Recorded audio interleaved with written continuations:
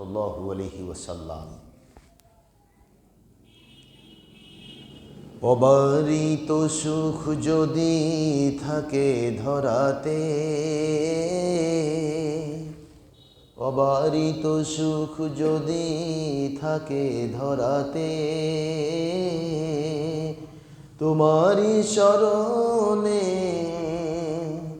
সেই সুখ মিলে জীবনে। আল্লাহ আল্লাহ আল্লাহ আল্লাহ, তুমি রহিম তুমি রহমান, তুমি যে দয়াবান, তোমারি করুণাতে বেঁচে আছি দুনিয়ায়, তোমারি রহমতে বেঁচে আছি দুনিয়ায়। অবারিত সুখ যদি থাকে ধরাতে, তোমারি শরণে সেই সুখ মেলে জীবনে। আল্লাহ আল্লাহ আল্লাহ আল্লাহ।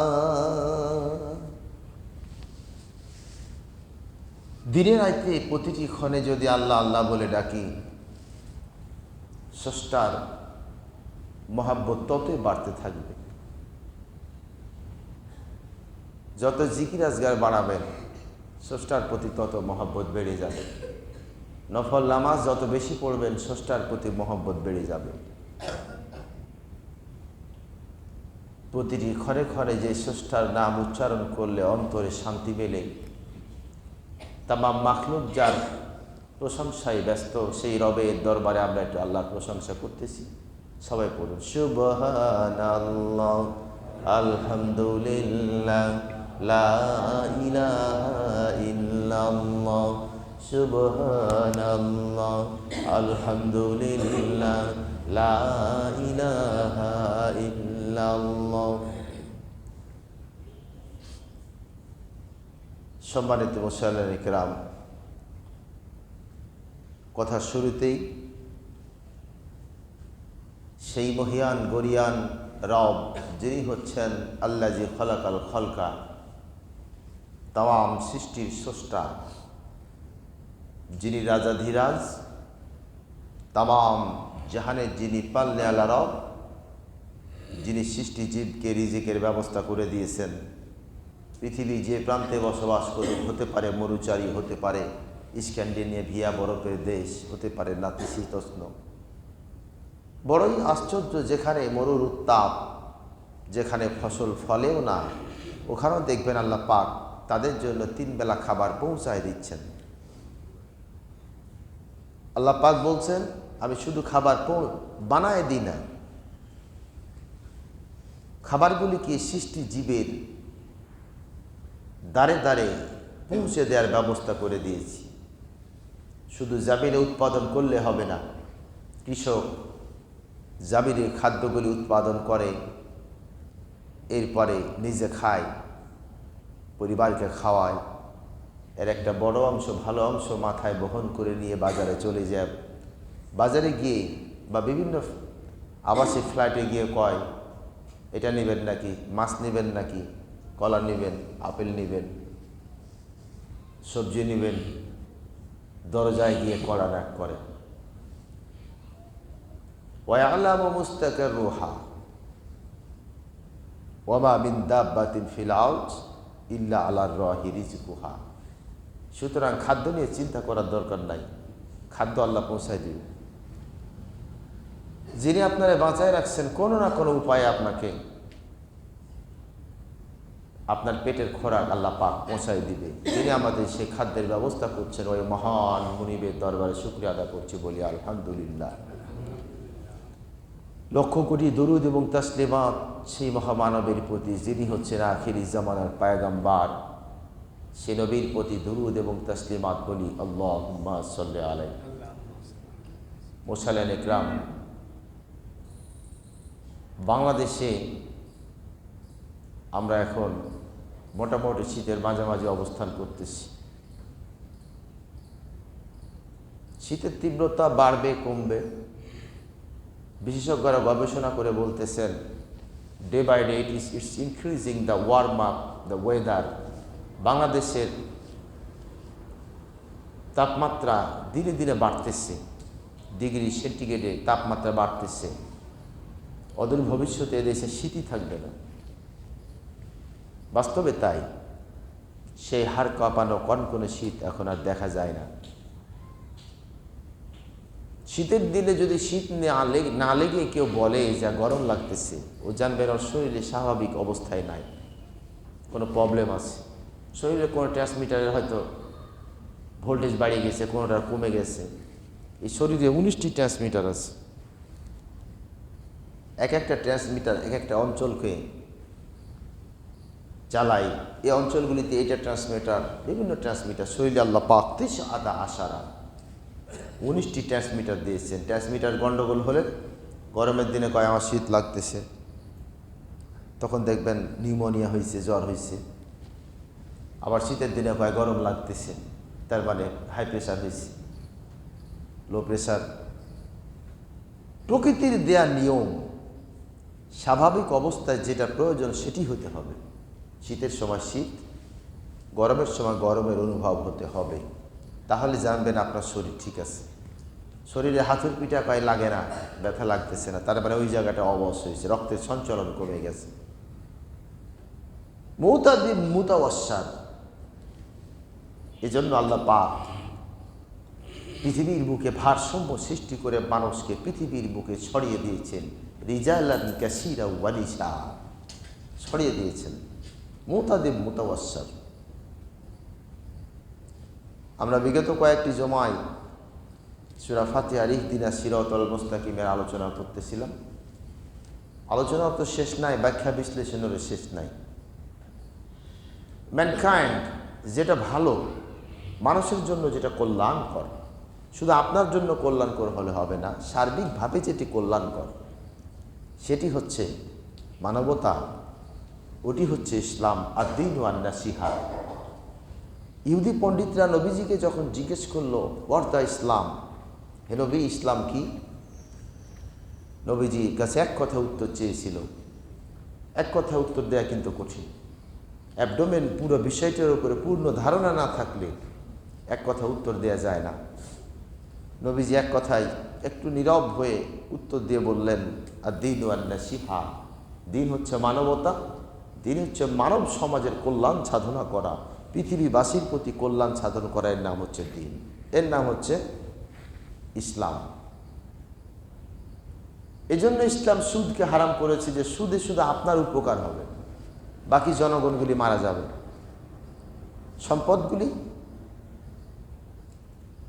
প্রান্ত সীমা থেকে আপনার হাতে এসে জমা হয়, প্রান্তিক লোকজন এরা সব হারিয়ে যাবে, ঋণের ভারে জর্জরিত হয়ে সব শেষ হয়ে যাবে। ইসলাম এই জন্য ঘুষকে হারাম করে দিয়েছে। ঘুষের কারণে তুমি সমাজের বুকে অশ্লীলতা ছড়িয়ে দিবা, দুর্নীতিকে ছড়াই দিবা। এগুলো অপকর্ম। এই জন্য আল্লাহ পাক ওখানে নিষেধ করে দিয়েছে। আর সারে কাত আর সারে ফাতিয়া আইদিয়াহুম, চোর চুরি করেছে হাত কেটে দাও। কেন? তুমি যদি তার হাত না কাটো, এই চোরের এ আবার 10 জন চোরকে প্রশিক্ষণ দিবে।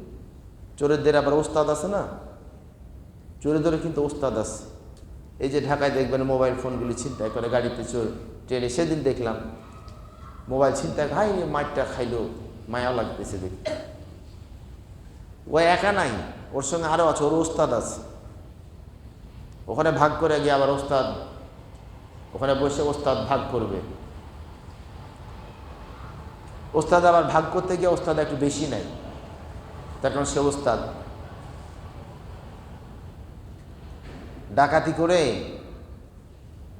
আমি এক জায়গায় গেছিলাম গত 1.5-2 বছর হলো, একটা চা বাগান ঘুরতে গেলাম। তো কয় এখানে একটা খুন হয়েছে, ডাকাত সর্দারকে হত্যা করা হয়েছে। কি এদের ডাকাতির একটা গ্যাং থাকে, 10 জন 12 জন, এদের একটা গ্যাংয়ের মধ্যে একজন আবার লিডার আছে, ওস্তাদ। তো ও একটু লিডার মানে কি, বড় ভাগটা তার, তাই না? ছোট ভাগটাও ওর, বড় ভাগটাও ওর। ভাগ করতে বসে বড় ভাগ ওর, এ নিয়ে কোনো একজন আরেকটা ওস্তাদ তৈরি হয়েছে। এটা আবার নিয়ম, গ্যাংয়ের মধ্যে আরেকটা গ্যাং তৈরি হয়, ওই আবার রাজত্ব করতে চায়। দ্বন্দ্ব কাটাকাটি, এক পর্যায়ে এরা 10 জন একত্রিত হয়ে তাদের ওস্তাদকে হত্যা করে ফেলছে। সুবহানাল্লাহ। এই জন্য ইসলাম এটাকে নিষেধ করেছে। সায়েন্টিফিক ইসলামের হুকুম আহকামগুলি এমনিতেই না, দর্শনশাস্ত্র, পলিটিক্যাল সায়েন্স, পৃথিবীর গবেষকরা এগুলি নিয়ে গবেষণা করো। আফালা ইয়াতাদাব্বারুনাল কুরআন আম আলা কুলুবিন আকফালুহা ফাহাল মিন মুদ্দাক্কির। এগুলি যখন রিসার্চ করো, তুমি আইনটা কেন দিবা? এই যে টকশোতে দেখবে রাত 12টার পর টকশো হয়, বুদ্ধিজীবী এদের দেখবেন মাথায় ক্যাপ, তারপরে দাড়ি তো নাই, মোচ, সাজুগুজু সাইজ করা মোচ, মুখের স্টাইল কি, মোচে আবার তেল দিয়ে আসে, তা লাগায়। বিভিন্ন দর্শন শাস্ত্র নিয়ে কথা বলে, সমস্যার সমাধান দেয়। লক্ষ্য করবেন এই বেটারা কোনোদিন বলে না যে ইসলামের আইন দিয়ে এটি সমাধান হতে পারে, বলে না। এদের ঘাড়ে বসে আছে ইবলিস, এরা এগুলি বলবে না। আর এর নাম হচ্ছে ইন্টেলেকচুয়ালস, এরা আবার বুদ্ধিজীবী। এদের যে আবার কবরস্থান, বুদ্ধিজীবী কবরস্থান কোথায় আছে? মিরপুরে, তাই না? তো সবগুলি বুদ্ধিজীবী কবর দেওয়া হবে ওখানে। কদিন আগে একটা হয়েছে, ওয়াজআলনা জাহান্নামা লিল কাফিরিনা হাসীরা। আল্লাহ কয় তোরা এখানে এক জায়গায় থাক, তোরাকে প্যাকেট করে জাহান্নামের কারাগারে নিয়ে যাবো। এটা জাহান্নাম মানে কি? এটা কারাগার। দুনিয়া আমরা জেলখানা বলি না, ওটাই জাহান্নাম। জাহান্নাম শব্দের অর্থ কারাগার। জেল খাটবে ওখানে, তার পানিশমেন্ট হবে তার প্রয়োজন মতো। এই জন্য ইসলামের বিধানগুলি পর্যালোচনা সাপেক্ষ, যে তোমার ডিপ্লয়েড করা আইনের চাইতে ইসলামের আইনটা ভালো কি না, এগুলি বুঝতে হবে। যদি ভালো তুমি গ্রহণ করো। আর দীনু আন-নাসিহা, আল-ইয়াওমা আকমালতু লাকুম নি'মাতি দীনাকুম ওয়া আতমামতু লাকুম নি'মাতি ওয়া রাযীতু লাকুমুল ইসলামা দীনা। আল্লাহ দিনকে মনোনীত করে দিয়েছে, লা তাবদীলা লিকালিমাতিল্লাহ, এটাকে পরিবর্তন কেউ করতে পারবে না। প্রিয় ভাইরা, কথার প্রসঙ্গে কথা, গতকাল একটা বিষয় নিয়ে, সেটি প্রসঙ্গে আমি আলোচনা, ইহদিনাস সিরাতাল মুস্তাকিমের ব্যাপার নিয়ে আমি সূরা মাইদা থেকে একটা আয়াত নিয়ে আসছি। গতকাল ওখানে মাহফিল ছিল, 11:30টার সময় উঠছে আমাদের। 11:30টায় যদি মাহফিলে উঠে, শীতের সময় জনগণের ধৈর্য থাকে? বুঝে না, নতুন করছে, বুঝে না। আর আজকালকার দেখবেন অতিথি, যারা প্রধান অতিথি, বিশেষ অতিথি, দেখবেন যে এদের আসার টাইম টেবিল ঠিক থাকে না। উদ্ভট টাইমে, এত রাতে এসে ওরা আবার স্বাগত বক্তৃতা দাও, এভাবে তারা মাহফিল তারা অবস্থা এরকম করে ফেলছে। সব জায়গায় একই অবস্থা। কদিন আগে মোস্তাক পয়েজি ফির সাহেব 11টার পরেও প্রধান অতিথি এসে ওখানে এখন 15 মিনিট বক্তৃতা দিল। ও তো রাগ, মাহফিলে হুড়াহুড়ি শুরু হয়ে গেল। একটু রাগী মানুষ। ফোন করতেছে, পাবনা থেকে একজন ফোন করলো, পরিচিত একজন ব্যক্তি। এই যে আমরা এখানে আছি, কেউ বিএনপি করি, কেউ জামাত করি, কেউ হয়তো জাতীয় পার্টি আছে, কেউ আবার তাবলিগ আছে, চরমনা, বিভিন্ন দল থাকতে পারে, পারে কি না? বিভিন্ন দল থাকতে পারে। এখন তো আওয়ামী লীগ নাই, কিন্তু কিছু আওয়ামী লীগের উপর পূর্ণ ইমানদার কিছু অকাট্য তার উম্মত আছে কিনা? কোন আছে তো। দল না থাক, শেখ হাসিনা না থাক, কিন্তু তার কিছু অনুগত উম্মত এই বাংলার জমিনে আজীবন আছে, থাকবে তারা। বাংলাদেশে এই যে সময়ের আবর্তনে বড় বড় রাজনৈতিক দলগুলির পট পরিবর্তন ঘটে যায়। কয়েক বড় দল হারাবে না, আওয়ামী লীগ হারাবে না, বিএনপি হারাবে না, জামাত হারাবে না, না, আজ থেকে 100 বছর আগে পৃথিবীর বড় বড় দলগুলি কয়টা আছে কন্ত সারা ওয়ার্ল্ডে? শুধু বাংলাদেশ না, ইন্ডিয়া থেকে শুরু করে চলে যান আমেরিকা পর্যন্ত। লিগ অফ নেশনস অর্গানাইজেশনস এগুলো হিসাব মিলাম তো, যে এগুলি গেছে কোথায়? এই উপমহাদেশে সিপাহী বিদ্রোহ, ব্রিটিশ খেদা আন্দোলনের তিতুমিরের কেল্লা, হাজী শরীয়তুল্লাহ, তারপরে সিপাহী বিদ্রোহ, এই যে দলগুলি তৈরি হয়েছিল এগুলি কোথায় গেছে? তারপরে ফরাজি আন্দোলন। এই উপমহাদেশে কমপ্লিট শক্তি হচ্ছে ইসলামী দল ছিল একটা, হচ্ছে ফরাজি আন্দোলন। সময়ের আবর্তনে হারিয়ে গেছে, নাম পরিবর্তন হয়ে নতুন নতুন দলের আবির্ভাব ঘটবে কিয়ামত পর্যন্ত। কিন্তু এদের কিছু অকাট্য উম্মতেরা এখনও বাংলার জমিনে বেঁচে আছেন। খবর নিলে বুঝতে পারবেন এখনও তাদের কিছু উম্মতরা আছে। উনি ফোন করলেন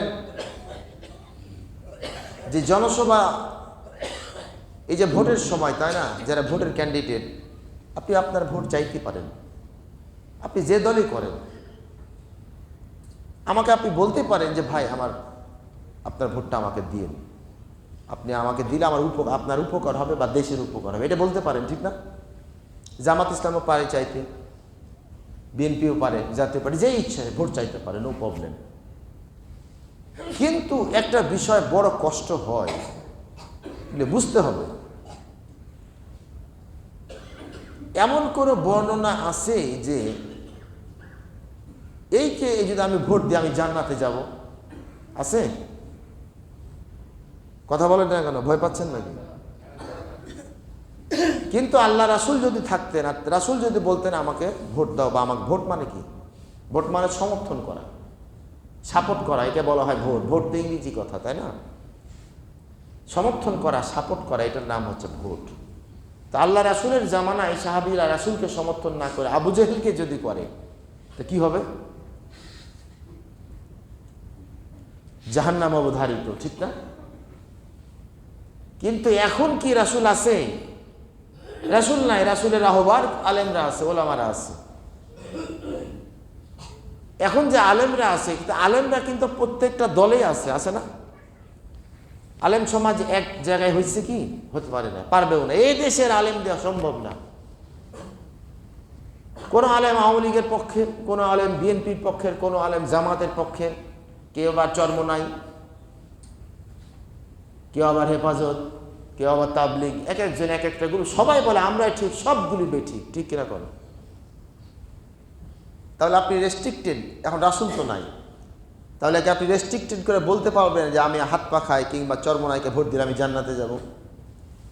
তো উনি আমাকে প্রশ্ন করছে, হুজুর এদের প্রোগ্রামে এরা নাকি প্রচার করছে দাঁড়িপাল্লায় ভোট দিলে জান্নাতে যাওয়া যাবে, এটা বলেছে, প্রশ্ন করতেছে। তো বিষয়গুলি হচ্ছে বুঝার ভুল। এভাবে বললে আপনি হারিয়ে যাবেন, সমস্যা আছে আপনার। ইসলামপন্থীরা বিজয় হলে ইসলামের কি উপকার হবে? ইসলামকে আমার আপনার, গোটা পৃথিবীর মানুষ যদি আল্লাহর বিরুদ্ধে দাঁড়িয়ে যায়, আল্লাহর একটিও ক্ষতি হবে না। আবার সবাই যদি আল্লাহর ওলি হয়ে যায়, তাও আল্লাহর কোনো লাভ হবে না। তোমার আমল তোমাকে জান্নাতে নিয়ে যাবে, তোমার লাভ অথবা তোমার লস। এ ধরনের কথা যদি কেউ বলে, বিশেষ করে মহিলাদের মধ্যে এগুলি আছে, এটা বন্ধ করবেন। এটা আমার কথা না, আমি ফতোয়া দিচ্ছি কোরআন হাদিস থেকে, এটা বন্ধ করতে হবে। এ প্রোপাগান্ডা, এর নাম হচ্ছে ধর্ম ব্যবসা, এখান থেকে মুক্ত হতে হবে। এখন দেখুন, কাকে ভোট দিলে জান্নাত পাওয়া যাবে, কোরআনের কোনো বর্ণনা, সে আমাকে প্রশ্ন করছে কোনো বিষয় আছে কি না। বুঝলেন, কোরআনের কিছু বর্ণনা আছে যেগুলি ভোটকে সাপোর্ট করে। কোরআনের কিছু আয়াত আছে যেগুলি এই যে ভোট প্রথাটাকে জায়েজ করে, বা দেব কি না, কাকে দেব সেটা ইন্ডিকেট করে।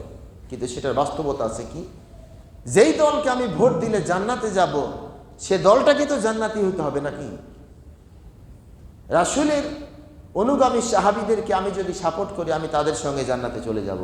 তাহলে আপনাকে এনশিওর করতে হবে যে আমি জান্নাতি, আর আপনি যদি জান্নাতি হন, যে দল, ব্যক্তিগত না, কোরআনের বর্ণনা ব্যক্তিগত, কোথাও সামষ্টিক, কোন দল যদি জান্নাতি ঘোষণা করে নিজেকে, তাকে 6টি গুণ অর্জন করতে হবে। কয়টা? 6টি। মন দিয়ে লক্ষ্য করেন, কাজে লাগবে। 6টি সাপোর্ট, এটি সূরা তওবার আয়াত। যে 6টি গুণ যদি সে অর্জন করে, তাহলে সে বলতে পারবে যে আমরা জান্নাতের পথিক। আমি জান্নাতি, এ কথা বলতে পারবে না। Ana Jannati, no, it's not supporting, it's the forbidden, এটা বলতে পারবেন না। কিন্তু বলতে পারবেন আমি জান্নাতের পথে যাচ্ছি। আমরা মুসলমান ইমানদার যারা, আমরা সবাই কি জান্নাত পেতে চাই এবং জান্নাতের পথে আমরা যাচ্ছি, তাই না? জানি না আল্লাহ দেবে কি দেবে না, কিন্তু আমরা এই পথে যাচ্ছি, এটা বলতে পারবেন। কিন্তু জান্নাতের টিকিট পেয়ে গেলাম, জান্নাতে চলে গেলে, এটা বলা যাবে? বলা যাবে? শুধুমাত্র নবী সাল্লাল্লাহু আলাইহি ওয়াসাল্লাম যাকে ঘোষণা করেছেন যে জান্নাতি, হাজা জান্নাতি, ওরাই জান্নাতি। জান্নাতে সার্টিফিকেট প্রাপ্ত কয়জন সাহাবী? এটা হচ্ছে আশারায়ে মুবাশশারা 10 জন। এই প্রধান 10 জনের নাম লেখা আছে, কিন্তু না, আরো আছে, শত শত আছে। বিভিন্ন সময় বিভিন্ন সাহাবীকে রাসূল বলেছেন না জান্নাতি, হাজা জান্নাতি বলেছেন। এই 10 জনকে আশারায়ে মুবাশশারা বলা হয়। মানে প্রথম দিকে 10 জনকে রাসূল জান্নাতি বলে ঘোষণা করেছিলেন। সুমাইয়া যখন প্রথম শহীদ হয় ইসলামে, এবং আম্মার ইয়াসিরকে যখন হত্যা করা হয়, ইয়াসিরকে বেঁধে রাখা হয়েছে, হাত পা বেঁধে, উটের সঙ্গে তাকে বেঁধে দিয়ে মরুন পথে পথে তাকে ঘুরিয়ে বেড়া হয়েছে। কিতাবের মধ্যে আসছে শরীরের চামড়াগুলি ছিঁড়ে ছিঁড়ে তার চলে গেছে, রক্তে রক্তাক্ত রঞ্জিত হয়ে গেছে। এরপরে তাকে 2 হাত বেঁধে, 2 পা বেঁধে জামিনের উপরে শুয়ে দেওয়া হয়েছে। হয়তো মারা যাবে 3 দিন থেকে অনাহারে। আম্মার ইয়াসির পরিবারে ইয়াসির কাঁদতেছে, নবীজি সেই পথ দিয়ে হেঁটে যাচ্ছে,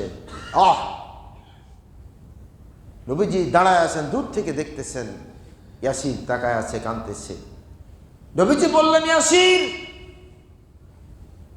আজকে তোমার বিপদে আমি তোমার পক্ষে দাঁড়াতে পারলাম না,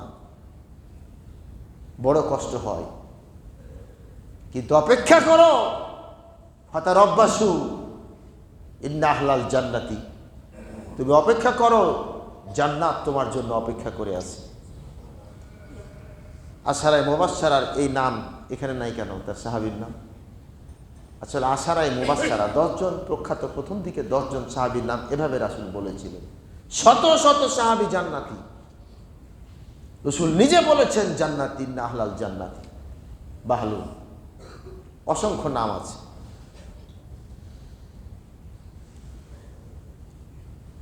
ইয়া আইয়ুহাল্লাযীনা আমানু কুনু কওয়ামুনা লিল্লাযীনা শুহাদা বিল কিসত ওয়ালা ইয়াজরিমান্নাকুম শানআনু কওমিন আলা আল্লা তা'দিলু ইদিলু হুয়া আকরাবু লিত্তাকওয়া ওয়াত্তাকুল্লাহ ইন্নাল্লাহা আলিমুন খাবীর।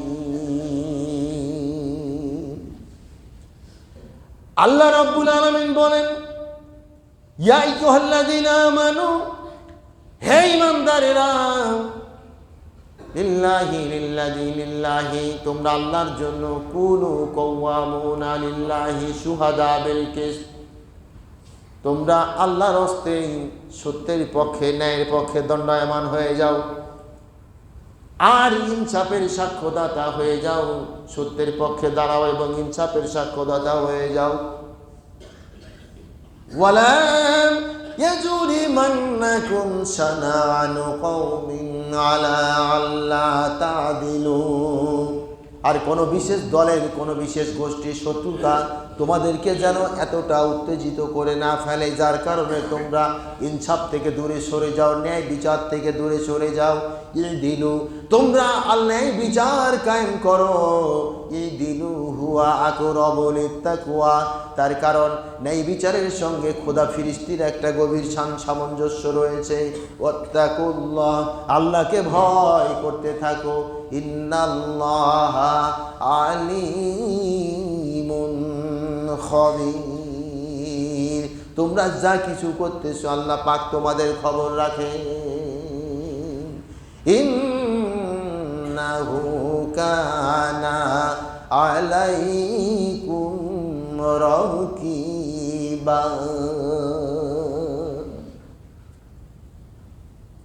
ইন্নাহু কানা আলাইকুম রাকিবা, তোমরা যা করতেছো আল্লাহ পর্যবেক্ষণ করতেছেন, সবগুলি পর্যবেক্ষণ করতেছেন। ইদিলু হুয়া আকরাবু লিত্তাকওয়া ওয়ালা ইয়াজরিমান্নাকুম শানানু কওমিন, কোন বিশেষ দলের শত্রুতা তোমাদেরকে যেন উত্তেজিত না করে ফেলে, যার কারণে তোমরা ইনসাফ থেকে দূরে সরে যাও। এই জন্য কিছু ফতোয়া দিতে গেলে মাথায় আগুন ধরে যায়। এই যে প্রশ্নটা করেছে, অ্যান্সার কি অ্যান্সার দেব? আমি বলবো যে হ্যাঁ, দাঁড়িপাল্লা ভোট দিলে জান্নাত পাবেন। কালকে মাহফিলে দেখলাম বক্তা সাহেব, দ্বিতীয় বক্তা, উনি বলে দিলেন এবার ইসলাম কায়েম হবে, এবার বাংলাদেশ হবে ইসলামের দেশ। এতটুকুন সত্য, ঠিক না? চাই না চাই না বলেন তো? এদেশে ইসলাম কায়েম হোক চাই? তো উনি আবার যোগ দিলেন, বললেন এবারের বাংলাদেশ ইসলামের বাংলাদেশ, দাঁড়িপাল্লার বাংলাদেশ। হায় হায়, আমি জামাত করি, আপনি করেন, আচ্ছা কম তো। এবার এই যে একটা কোরআন আয়াত দেখলে রেফারেন্স দিয়ে ব্যাখ্যা করতেছি, এভাবে কি বলা ঠিক হলো? এটা কে বলতে পারে কম তো? একজন ক্যান্ডিডেট বলতে পারে এবারে বাংলাদেশ দাঁড়িপাল্লার বাংলাদেশ, এটুকুনি বলা যেতে পারে। কিন্তু আপনি বলতেছেন এবারের বাংলাদেশ ইসলামের বাংলাদেশ, দাঁড়িপাল্লার বাংলাদেশ। এইগুলির নাম হচ্ছে রুমার। You have to avoid it, otherwise it will be harmful in the nation. কবে বুঝবো আমরা? তো চিন্তা করলাম, হায় হায়, ও বললো কি? এখানে বলে পার পেয়ে গেল। যদি এরকম হইতো, ওখানে বিএনপির সমর্থকরা সব নিয়ে গেছে, বেশি আসেন এরকম মাহফিলে, তো স্টেজে তো থাপড়া গাল ফাটাই দিত।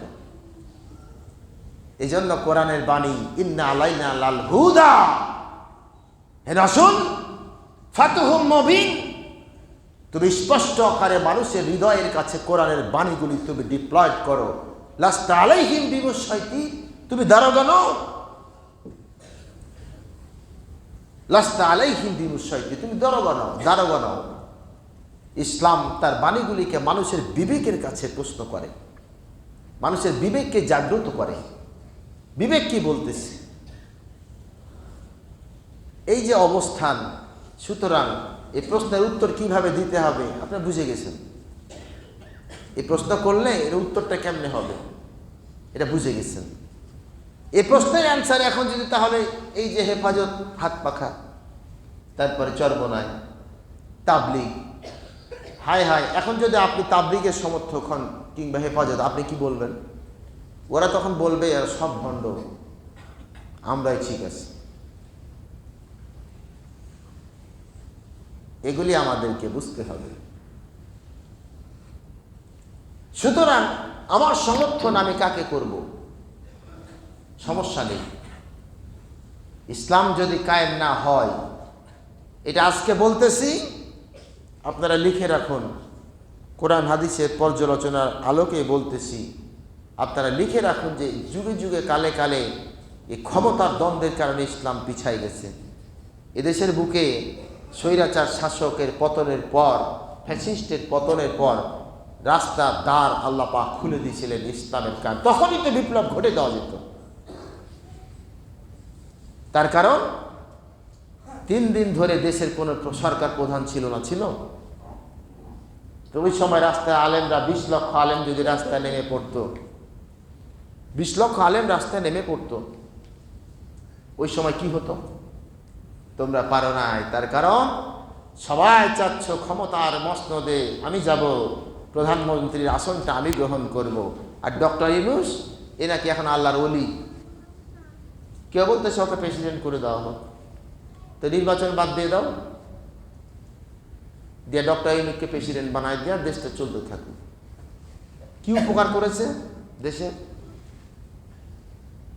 ইউনাইটেড নেশনস অর্গানাইজেশনের জন্য তার নাম উঠে আসছে মহাসচিব হওয়ার জন্য, ঠিক না?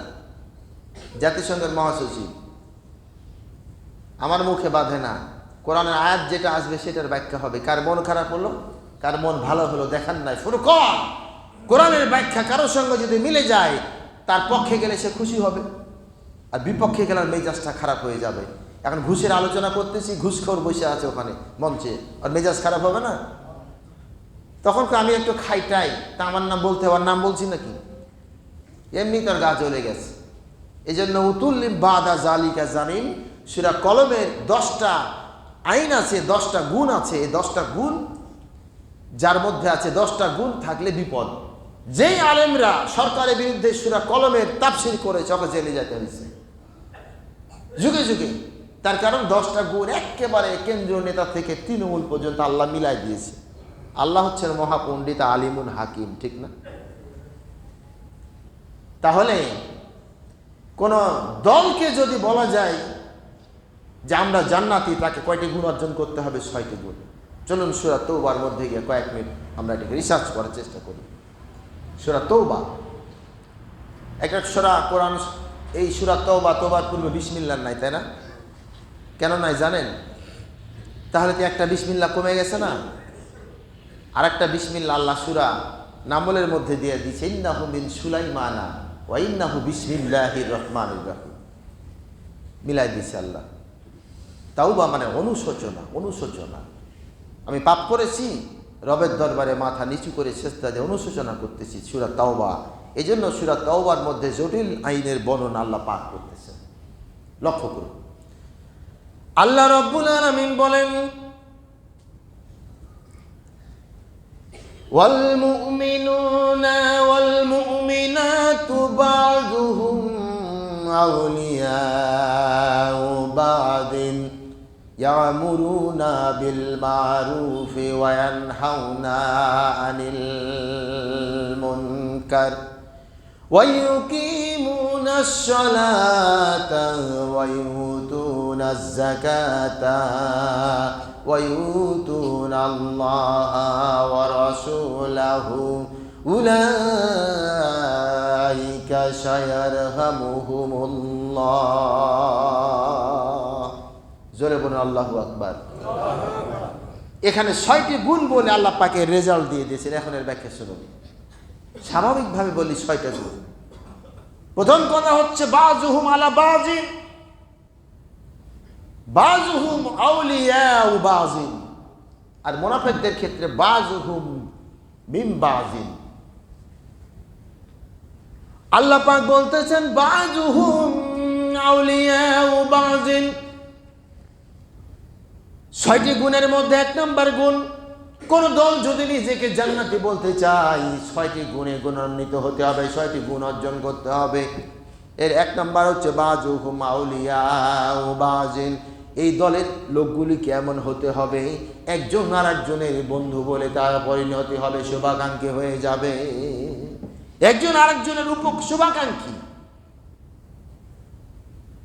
মুমিন একজন আরেকজনের ভালো চায়। আর নাসু লিন্নাস, মানুষ মানুষের জন্য। এই দলের লোকদের 1 নম্বর বৈশিষ্ট্য হচ্ছে এরা একে অপরের বন্ধু হয়ে যায়, একজন আরেকজনের ভালো কামনা করে, শুভাকাঙ্ক্ষী। একজন বিপদে পড়েছে, আরেকজন তার পাশে এসে দাঁড়িয়ে যায়। এটা হচ্ছে তাদের 1 নম্বর গুণ। সমাজের মধ্যে দেখুন, আমরা যারা বিপদে পড়ি দেখবেন যে অনেক মানুষ, বিভিন্ন রকমের বিপদ আছে না?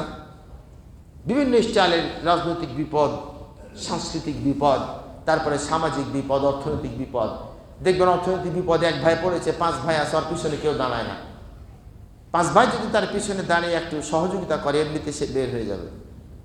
সমাজের একজন বিপদে পড়েছে, সমাজের মানুষেরা তার পাশে যদি দাঁড়ায়, এই লোকটি বিপদ থেকে বের হয়ে যাবে, ঠিক কিনা? এই গুণ অর্জন করতে হবে। এটি হচ্ছে 1 নম্বর বৈশিষ্ট্য। দুই নম্বরে বৈশিষ্ট্য হলো ইয়ামুরুনা বিল মারুফ ওয়া ইয়ানহাউনা আনিল মুনকার। দুই নম্বরে বৈশিষ্ট্য হচ্ছে এরা ভালো কাজের আদেশ করবে, ভালো কাজ নিজেরা করবে, মানুষদেরকে ভালো কাজে সহযোগিতা করবে, আর মন্দ কাজে এরা বিরোধিতা করবে, মন্দ কাজকে প্রতিহত করবে। এটি হচ্ছে 3 নম্বরের তার বৈশিষ্ট্য। এই যে এখন রাজনৈতিক নির্বাচন চলতেছে, প্রত্যেক দল, সব রাজনৈতিক দল এগুলি নিজেদের আখের গোছানোর জন্য যা যা করা দরকার তাই করতেছে। এই যে এখন রাত 12টার দিকে যাবেন, দেখবেন 11:12টার পর ওই যে বিশ্ব রোড যাবেন, বিভিন্ন কালারুটির দোকানগুলিতে দেখবেন ভিড় জমে সব বট খাইতেছে, কালারুটি খাইতেছে। ওখান থেকে বের হয়ে লম্বা লম্বা ব্যঞ্জন, ওয়াহ কি মজার স্বাদ। মানে কেন?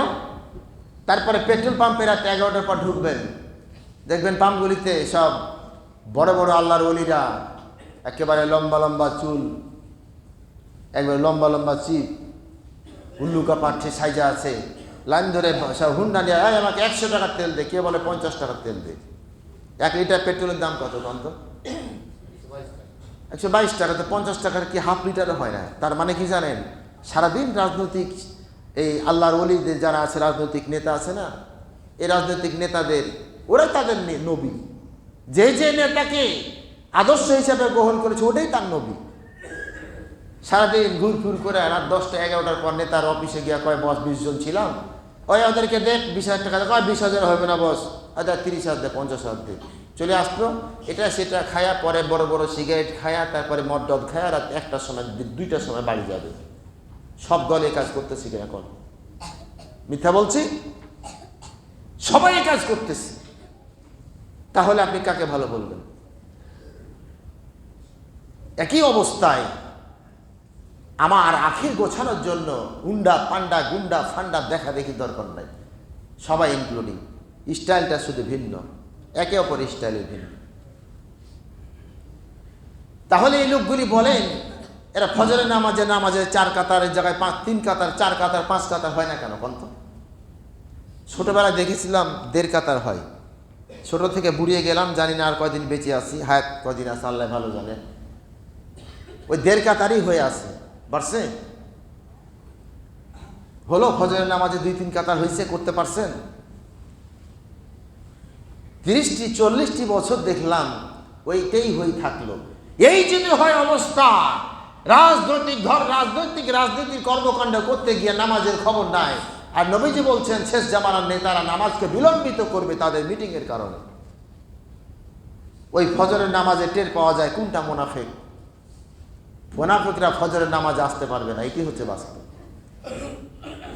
প্রিয় ভাইরা, সময় তো শেষের পথে, খুতবা মঞ্চে সবকিছু বলা যায় না, তাই না? 4 নম্বরের বৈশিষ্ট্য হচ্ছে ওয়ায়ামুরুনা বিল মারুফ। 4 নম্বরে হচ্ছে ওয়ায়ুকিমুনাস সালাতা